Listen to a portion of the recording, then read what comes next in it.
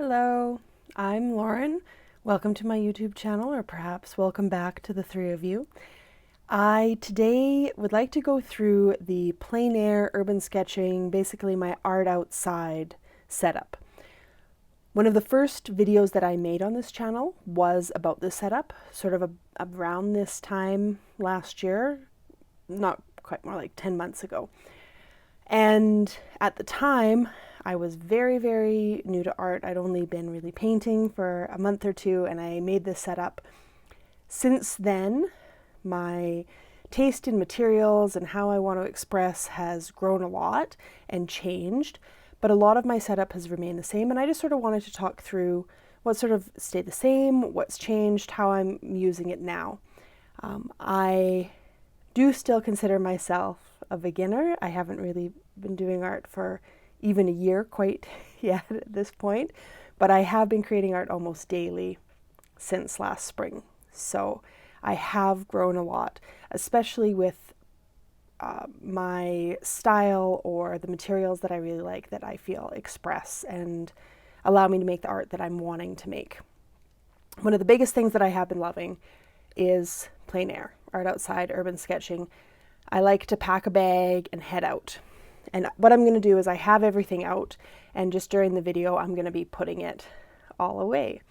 So this is the main setup that I have when I'm painting. So the board on the bottom is just a very cheap clipboard. I bought it for $1 when I bought it, not really knowing necessarily what I was going to use it for. I thought I was going to use it to hang like a print on the wall, but it turned out to be perfect for my plein air setup. So now it lives in my backpack. So I have that. I now mostly work in sketchbooks. I've barely touched a single sheet of paper. I have been using the Stillman and Burn sketchbook during, currently I'm working through Plain April. So I'm trying to sketch outside daily right now. So I've done about 15 days of plein air in a row. I did miss 2 days, and then I did some lino cutting outside one day as of recording this video, and I've still got a ways to go. So I have been using this setup and this paint almost daily. So the paint that I've been using, I loved my watercolor, but I found it very frustrating, especially when I was out, because working plein air or outside, there just seems to be a lot more pieces, and it's much easier to make a mistake, it seems. And with the watercolor, I wasn't quite there yet with it. So I find the gouache to be more forgiving. So this is all Holbein gouache that I have in here. Some of it has now dried, some of it still remains a little tacky.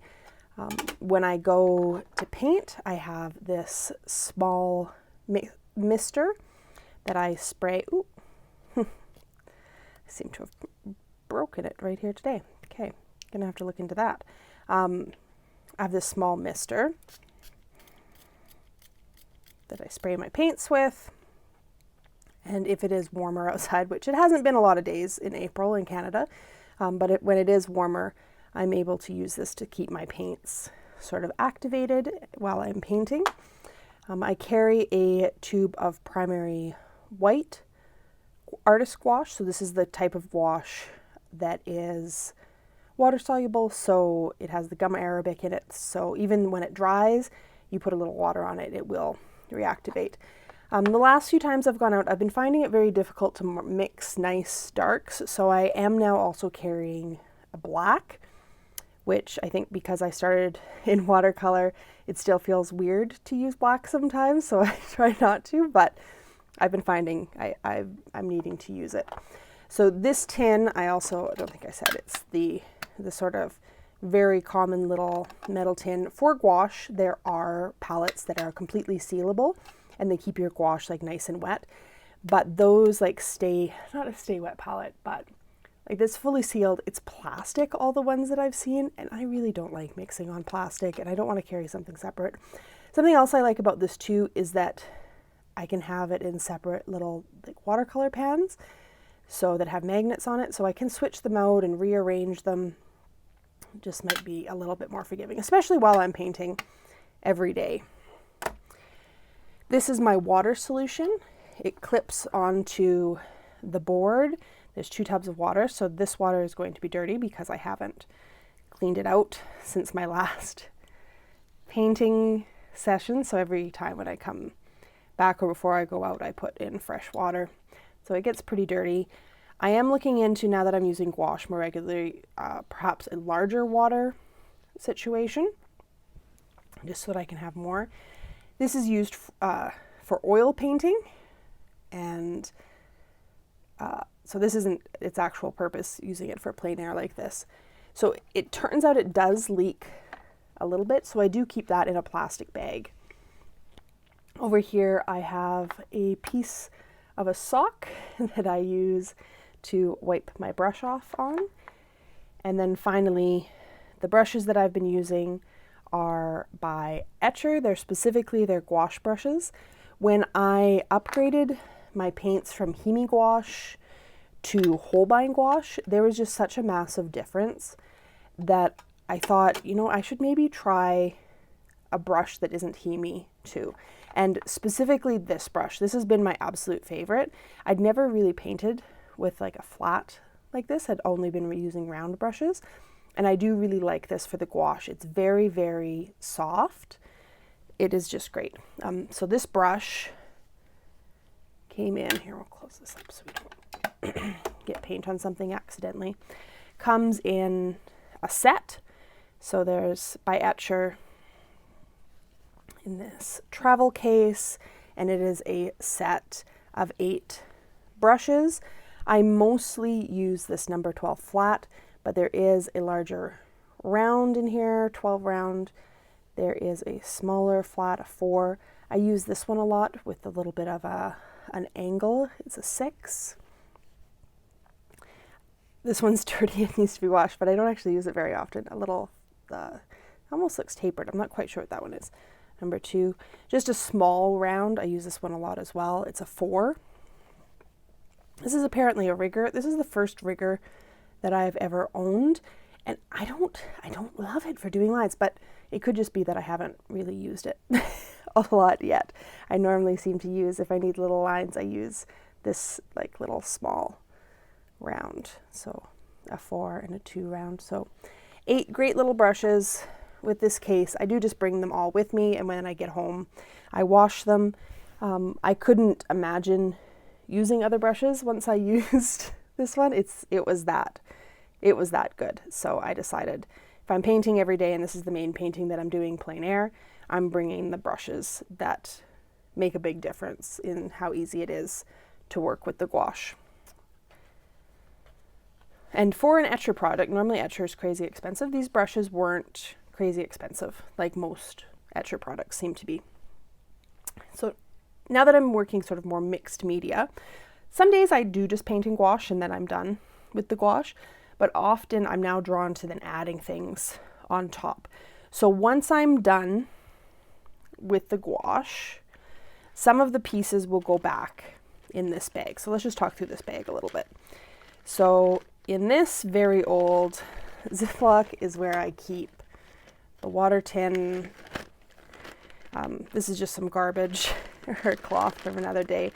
It doesn't leak a lot, it seems. It seems to leak only when I don't close it properly.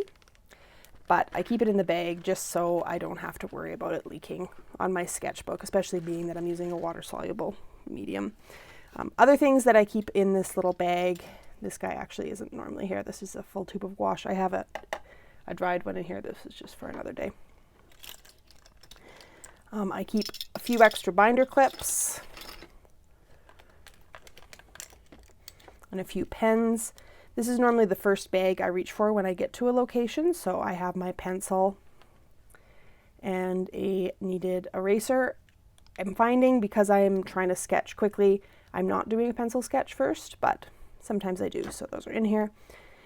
This is my favorite fountain pen. It's by Sailor. It is a fewed nib, meaning that it is at an angle, 55-degree angle, and you can get very thick and very thin lines. An absolute beautiful pen for sketching. I haven't been using it a lot during plein air this past month, but I do use it sometimes. Water brush, this I keep more for, I'm going to go into, I do carry some Neocolors, which are water soluble, and if I'm not wanting to get the water and the brush back out because I feel like I'm done with the wet layer and I just need a little bit of water, I'll use this. And then finally, another really good sketching ink pen is the Pentel Pocket Brush Pen. The tip, it has like actual brush hairs. It's not a felt tip, and it just makes great lines and great texture, and is a joy to sketch with, even though I haven't been using that a lot. Anyway, so this is the bag I normally keep first. So the paint all like flat will be in here. The clips, the mister. This is just a bag of like a little bit of extra clean tissue in case I'm wanting to make clouds or I make a mistake and I need something clean, because this is not clean, to dab up a mistake, as well as the binder clips, but I'm going to leave those for the next piece here. So that's sort of what I keep, like the first step, the first like wash layer lives in that bag, and that's the first bag that comes out. So after I'm done with the gouache or the wet, some of it stays out sometimes, some of it doesn't, depends on the day.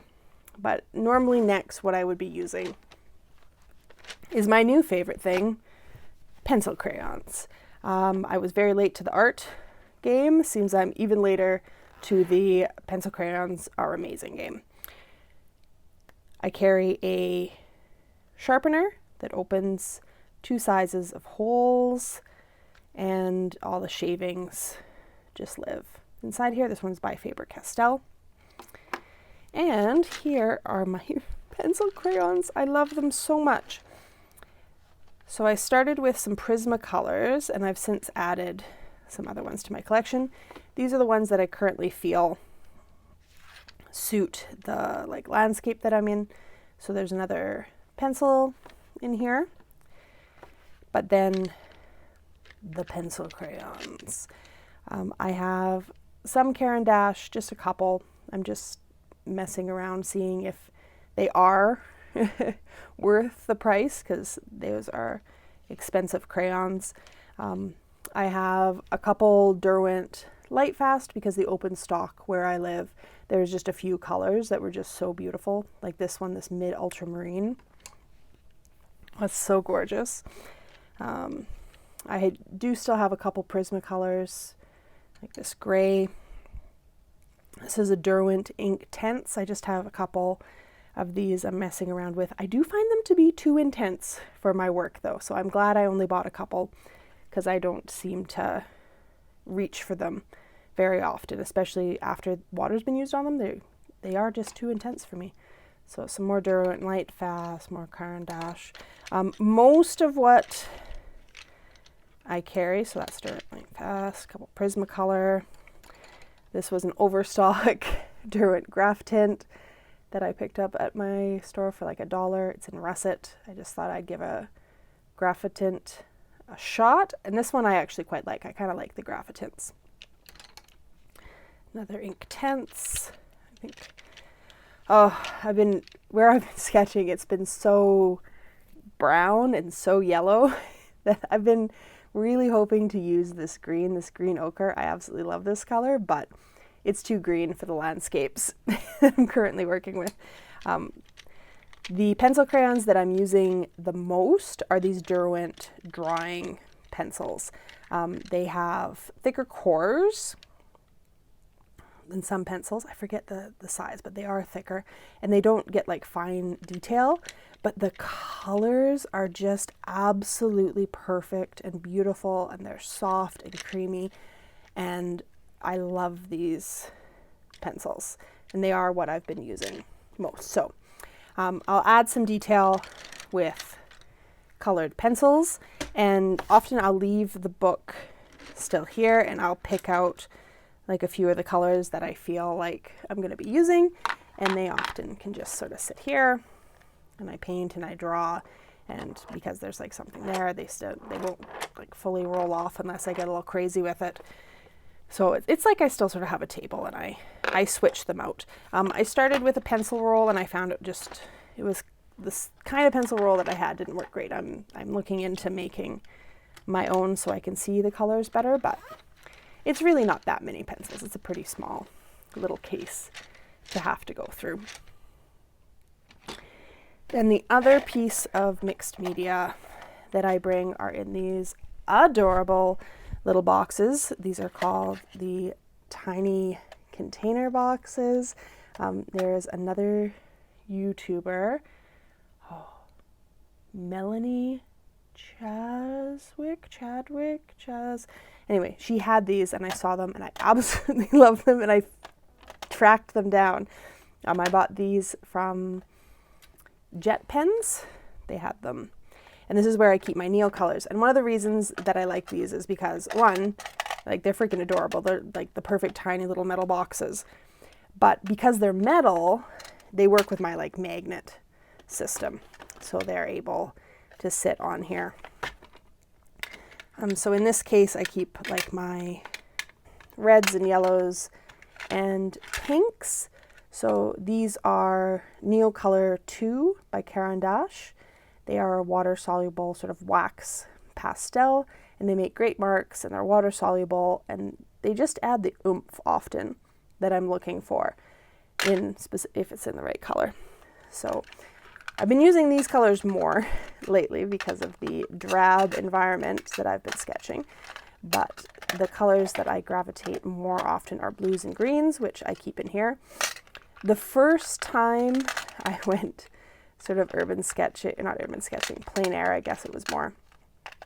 So this year it was finally sort of warm enough. There's still a bunch of snow on the ground. I lost 3 or 4 of these. So after having to replace them, I went through and I broke all of the crayons.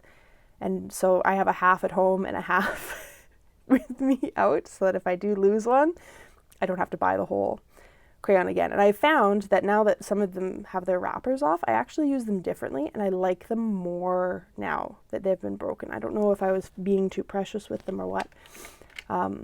This is my favorite one, the Payne's Gray. I bought a backup just in case because it is definitely my favorite. The Payne's Gray here and the Payne's Gray Crayons Luminance pencil. Oh, I love a little Payne's Gray at the end. It just adds what you need. As well as I find I use the light ones often, like the white and the grays. But they are a great little addition. I love all these guys. So let's fully put this away. And I'll talk about some of the other non-sort of art equipment that I also have with me. So when I'm done, or when I'm setting up, these go in first, but when I'm done, these go back in the sort of pouch I think of as like my first pouch. Pencil sharpener goes with the pencil crayons. So I've got this very large binder clip to keep my book on. So the book just gets attached there. So, you know, it's more than I carried before when I did just watercolors, but it's still a fairly small footprint and definitely still pretty light. And I can do a lot of things with the materials that I have, and I find it more fun having more materials, which, I mean, that's the reason that I do this. So a couple other additions to my setup. One is a stool. So the ground is wet and cold or dirty, and so this has been how I have solved that problem. So this is a stool. It looks like an umbrella. It unwraps, and this is obviously where you sit yourself down. This is like as high as my camera will go, but the real beauty in this is the legs. They look super tiny, but all 4 of these pull out. So you actually get a stool with a good height, and it's very small in my bag. And then when you're done, it's a very easy cleanup. I stuff this in, fold it up, wrap it up like an umbrella, And then the legs, you just hit them and they go back in. So that's a little stool that I've added to my setup. The other thing that I've added to my setup is carrying a small travel tripod. I had a tripod before that I would bring with me sometimes to like record what I was doing, but it broke. It was a very, very cheap one. So I got sort of the next level up. This is still not a very super expensive tripod, but it's more expensive than like the Amazon basic tripod. So when I open this up, I'll remember the name. But because it's a travel tripod, these legs fold. So we'll unfold the 3 legs. I'll maybe get some B-roll for this because she definitely doesn't fit.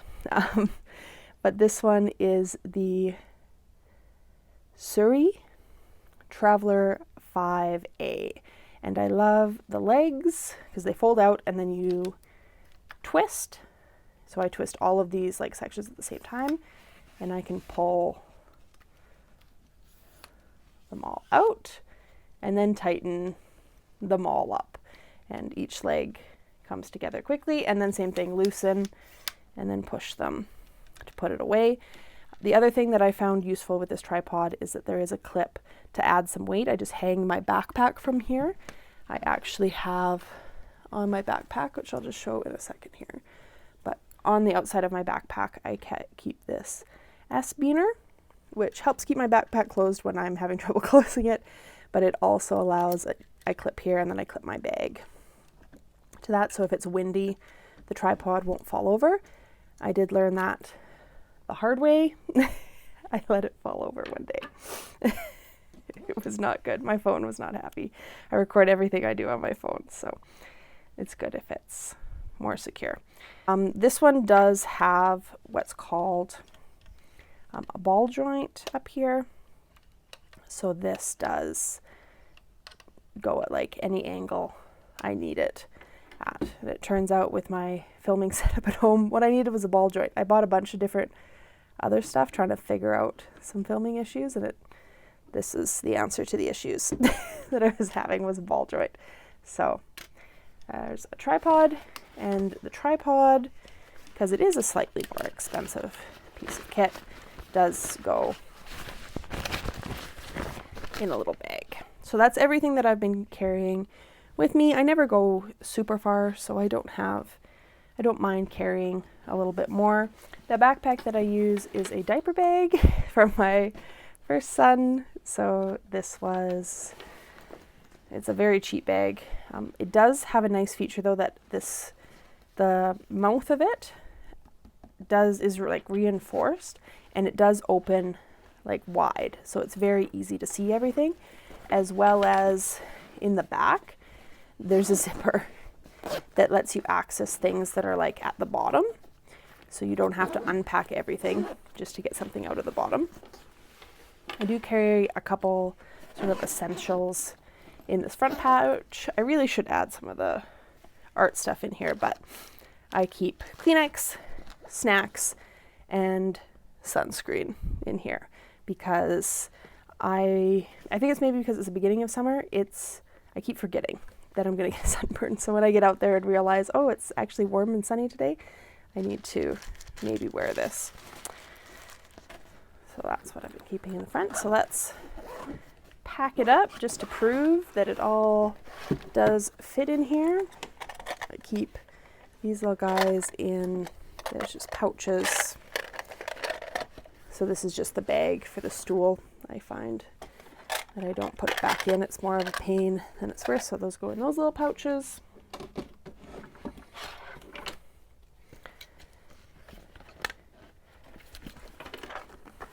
Keep this all attached. It goes in there. My tripod, my stool, my main paint, which I have to be careful how I put it in because of the gouache. I try to keep this flat and sitting up.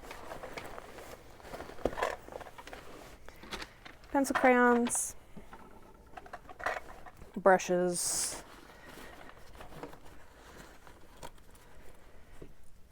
zip it up. The tripod is just a little bit high. It's just like a smidgen. And then I keep this S-beaner just here so that if my bag doesn't close, if I don't want to fight and get the zipper closed, I can just put this here and it keeps it shut, and I use it to then hang my bag. So that is my new setup. I've been loving it. It works really well for me. Do you have any ideas on how I could maybe streamline this a little bit, or something that you really like that I should have? Or what's your plein air setup these days? What are you working with? If you are still here, maybe consider giving the video a like, maybe subscribing, because it seems maybe we should hang out more. Either way, have a great day. Hope you got something out of this. Let's go make some art. Bye.